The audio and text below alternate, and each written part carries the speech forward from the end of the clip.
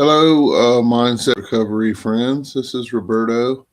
I have decided to make a video on step one. I've been having issues with my computer downloading videos for me to upload, so I decided to try it live for the first time. Anyway, my background, my last video was on the Sinclair method and naltrexone and how I've been utilizing that along with the 12 steps to get clean and sober and stay that way. So I am a person who has been in and out of 12-step programs for about 30 years, and I have not had lasting results.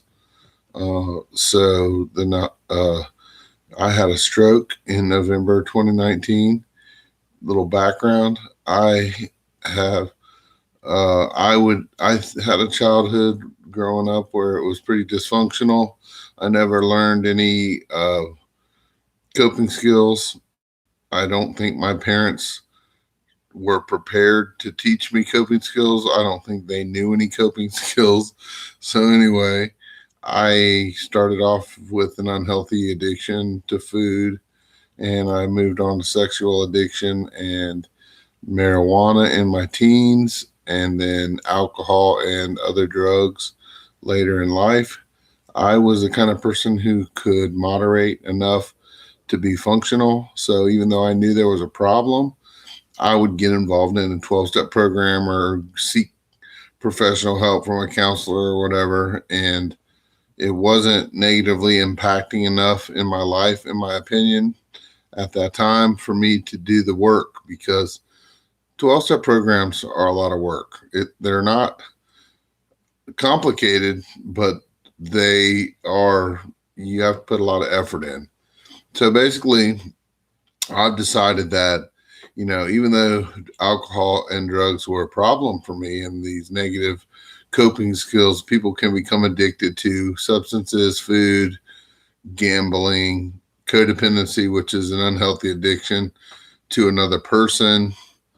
I had all of these, and I was using all these to cope with life instead of learning to cope with life on life's terms, which is what 12 steps do for you. I believe that the 12 steps are the way that human beings were designed to live. I think that all of the major religions of the world touch on the principles in the 12 steps, which originally came from Alcoholics Anonymous. They've been adopted by lots of other anonymous programs because they work. But the reason that they work is because they teach us to deal with life on life's terms, which is not something that people learn normally, because unless you grew up in a non-dysfunctional home, which I'm sure that they exist, but I don't think that they are the norm, then you might have some unhealthy coping skills, and they may or may not be negatively impacting you in your life. They negatively impacted me to the point where when I was 52, I had a stroke, and that was the point at which I decided to get back into the program and started doing the work that was necessary. And by the work is, the way 12-step programs work is they're a spiritual program, but they're not a religious program. A lot of people are turned off by the 12 steps because they think that they have to believe in some kind of God or whatever. AA is a 100-year-old program, and they do talk about God a lot in their literature. But programs like Narcotics Anonymous, which is an offshoot, in my opinion, they go to great lengths to not talk about a personal deity, because the bottom line is you are not required to believe in anything, any religious principles or anything like that in order to benefit from the 12 steps. And for me, drugs and alcohol were a problem in my life, but they were not the problem.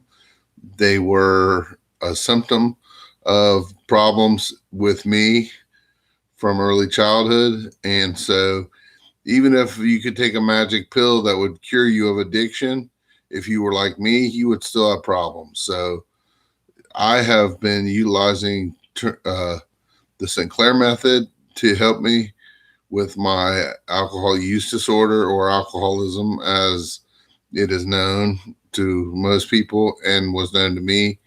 And it has helped, but I still struggle because I don't know how to deal with life on life's terms. And the 12 steps of AA are helping me learn that. So the way that works is you get involved in a 12-step program and you get a sponsor, which is somebody who has successfully worked those steps.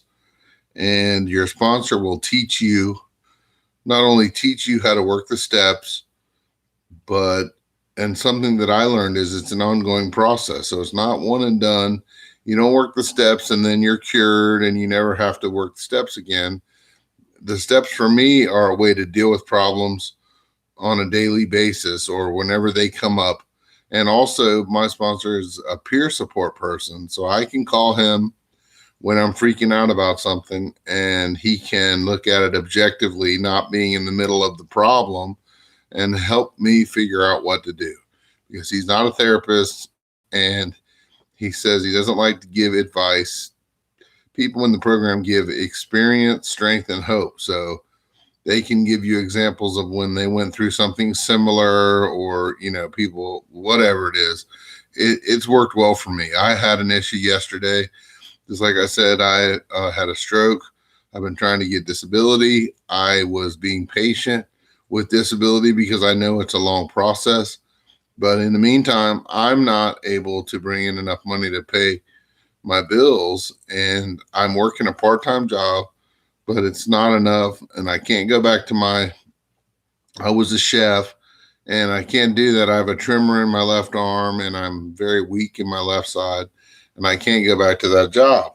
So I was being patient, just waiting, believing that disability was going to go through, because in my opinion, I'm disabled.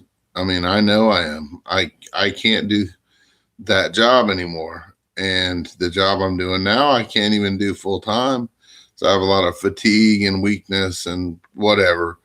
So long story short, I got my letter Monday when I got home from work. I got my letter from disability, and it's been over a year. I've had three times that I've appealed the decision, and I had a hearing, and there's not enough documentation to support to the judge that I have a disability.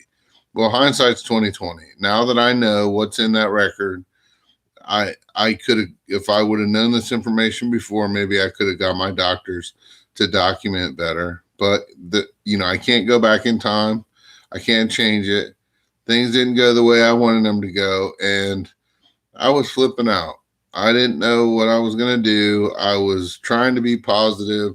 I was trying to accept the situation, which is what you learn to do in AA. But, realistically, I've only been in recovery and been taking it seriously for about a year. So I'm pretty green in this process. So I prayed. I tried to get my mind right. But Tuesday, I was freaking out. So I texted my sponsor, and he called me, and he helped me work through it. He gave me some readings to read. He had me, do some inventories on what the problems were. And after I did what he asked me to do and we talked for a while, I'm still in the same situation that I was in that was making me freak out. But I'm not freaking out anymore. And that's how 12 steps work for me. I'm not fixed, but I'm learning to accept my circumstances, and I'm learning to look at things differently and reach out for support from other people, which, for me, addiction was a disease of isolation, and I stayed by myself and I was alone with my crazy thoughts. And they say that insanity is doing the same thing over and over again and expecting different results. Well, I consider myself to be a fairly intelligent person, and I don't consider myself to be insane. But when I look back at that, I see that I was using drugs and alcohol, and for whatever reason, I would get up in the morning maybe feeling bad or not remembering what happened, or, whatever the situation was, spending money I shouldn't have spent, and feel, regretting that. And I would say, you know what, I'm not going to do this anymore. And, by the end of the day or the end of the week or however long it was, something would happen, or I'd be stressing out from work, or, you know, just emotionally having a rough time. And then I'd say, well, you know what? If I only drink this much alcohol, or I only drink on these days, or I only do this drug and I don't do this drug, or I only do this much of this drug, whatever the combination of factors was that I came up in my mind, it will be okay if I do that again. So then I would be doing the same thing over and over again, expecting different results. I did that for 30 years, and it was not a successful strategy in the end. So that's where the insanity part comes in.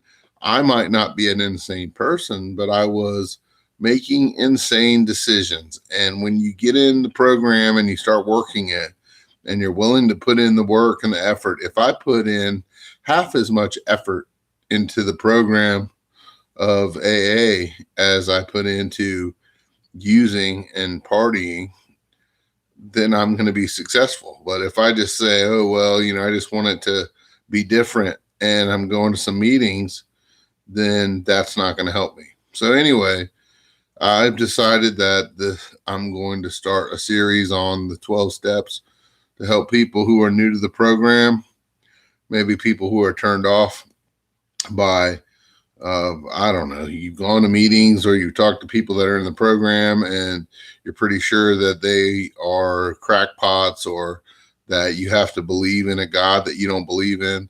This is the way that I look at it. You don't need to believe in anything specifically religious wise in order to benefit from the program.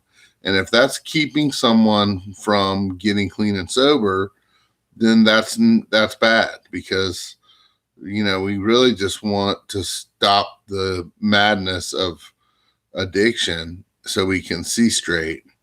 What happens after that, that's up to the universe, that's up to your higher power, whatever.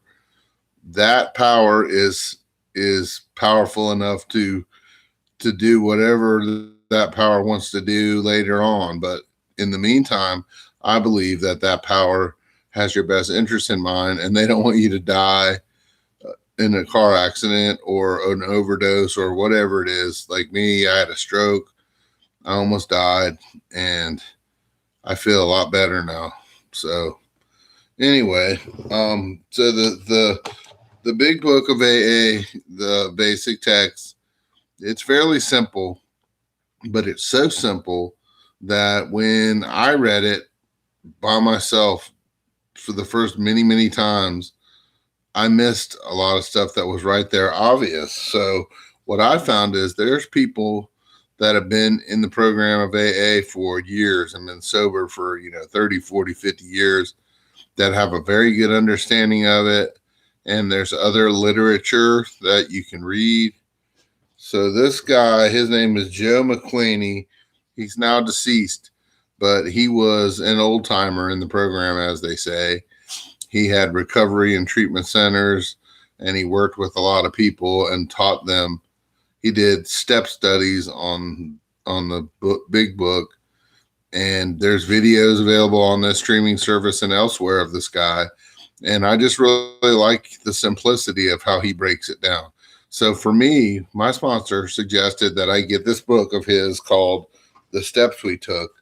And what it says on the front is, a teacher of the 12 steps shares his experience, strength, and hope with all those recovering from addictions, all who want to recover, and all who love them. So I'm not taking credit for this guy's work.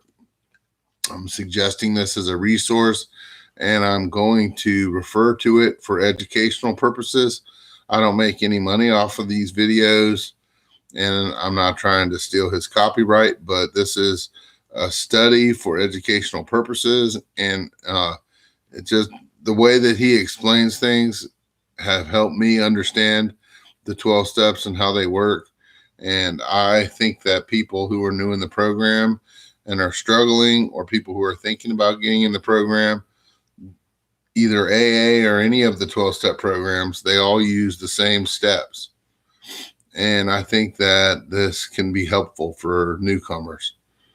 And if you're just dipping your toe in the water trying to figure out what this is all about, and you've heard things and you don't know if it's going to be good for you, I'm going to let you know that a lot of people have had their lives saved and changed through this program, but it's not something that is going to be, like I said, it's not a complicated process, but it does take effort. So I'm not going to say it's an easy program. It can be done. You need somebody to help you one-on-one. I can give you advice. I can refer you to literature. But the bottom line is you have to get involved. You have to be committed. I think meetings are helpful as far as if you're stressing about something in particular and you want to go and share with people and you get a lot of peer support. But meetings do not keep me sober. The program does, and my sponsor and working one-on-one with him helps me more than anything else. So I'm trying to keep my video to about 15 minutes. So I'm just going to go to the introduction of step 1. And, step 1, he says, and he's changed it a little bit so that it goes along with other programs. We admitted we were powerless over blank, that our lives had become unmanageable. So that's step 1 of the 12 steps. And blank is whatever it is. Because like I said, it can be drugs, alcohol, another person, gambling. There's so many things. It could be food, whatever we're using to cope with life instead of dealing with life on life's terms. And he says, we can become so caught up in a problem that all we can see to do is try harder, try to get the wrong method to bring the right results by doing it harder. Step 1 tells us we'd better stop and name the problem and become willing to admit defeat before we rush in to fix things. And see, that was my problem. I knew that I was defeated by drugs and alcohol because the reality of that hit me when I would try to use them successfully and fail. But then after a period of time, when I would decide that if I had only done it differently, it would have turned out better, that's when I was not admitting defeat anymore. I was redoubling my efforts and saying, oh, this is what I did wrong. Now I understand. And if I do it differently, it will be successful. Unfortunately, that was not the case. And so I tried that. I started using marijuana when I was about 15 years old. I became a daily user. It helped me with my anxiety. I think it actually might have been a positive thing in my life if I had not gotten to the point where I was using it in an unhealthy way every day for many years until my late 30s, when I finally just got tired of feeling like crap all the time. And it was getting more and more expensive, and it wasn't doing it for me anymore. So then, I had been a person who drank, not regularly like every day, but, I would always blow it out on the weekends, but I wasn't getting the relief from marijuana from that I had been getting. So then I started using alcohol instead. Well, not instead, but in addition. And then that wasn't enough. And so substances never worked for me for very long. So I got to the point where I was using other substances. I would drink alcohol, and then it's not giving me the relief I want. So maybe if I get drug A to go with this. And then we started running into drugs that were with my unhealthy relationship with food. I had obesity issues, cholesterol, high blood pressure, diabetes. So I had these other health issues going along with that. And so the combination of factors together is what made me have a stroke. My blood pressure was dangerously high. I believe it broke some plaque from my cholesterol loose somewhere in my body and it went to my brain. So, I mean, it was a combination of all these things that I was doing to try to cope with life instead of learning to deal with life on life's terms. That used to piss me off so much when I would hear people say life on life's terms, because you know what? I did not want to accept the reality that life was the way it was. It made me mad. I wanted it to be different. I tried to control it. But what you learn from the 12 steps is that you can't control anything except yourself. And if you're trying to control other people, other situations, whatever it is, that is very annoying and stressful. For me, I had a lot of anxiety and anger around that, and that's what was fueling my addiction. So it was like a dog chasing its tail until I finally gave up and said, you know what? I'm not doing this anymore. And did the work to find out what the heck was going on in me that was fueling this insanity. Now I'm getting some relief. And no, I'm not completely cured. I still struggle. I still want to drink sometimes. I still want to do drugs sometimes. But the bottom line is now I have an answer to how to deal with life. So I'm trying to keep my videos, to a point where people won't lose interest in them. So I'm going to go ahead and shut this one down. But I think there's more to be said on step 1 in the next video. So this is Roberto signing out.